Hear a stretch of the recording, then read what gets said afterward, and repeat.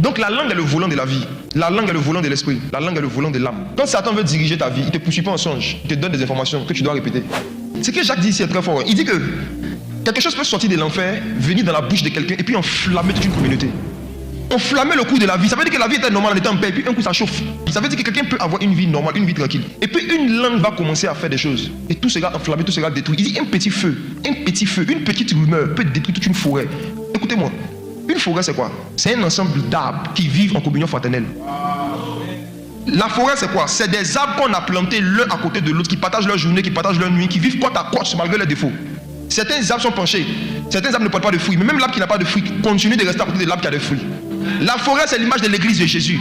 La forêt, c'est l'image de l'église locale. Je me rappelle de cet homme qui était aveugle, que Jésus a touché. Une fois, Jésus lui demande: que vois-tu? Regardant les disciples qui étaient autour de Jésus, il dit: je vois des hommes comme des arbres. David pouvait dire que celui qui médite la parole de Dieu jour et nuit, il est comme un arbre. La forêt, c'est l'église. La forêt, c'est un ministère, c'est une communauté qui a été fondée par un jardinier. Il plante des arbres, il gagne des âmes, il les plante en Christ. Et puis un jour, une langue, un petit feu vient dans la forêt. Et il commence à enflammer le cours de l'église. Il commence à enflammer le cours de la vie. Tout était calme, tout le monde était en paix. Jusqu'à ce que le dragon commence à cracher le feu. Le diable, le calomniateur. Chaque information qui peut détruire la vie de quelqu'un est un feu. Et combien de fois est-ce que nous ne nous sommes pas laissés utiliser par le diable? Regardez, j'ai attiré votre attention encore sur un autre détail. Vous allez voir que quand on parle du dragon, on nous dit le dragon et ses anges. Le diable et ses anges. Dans Apocalypse 12, n'est-ce pas?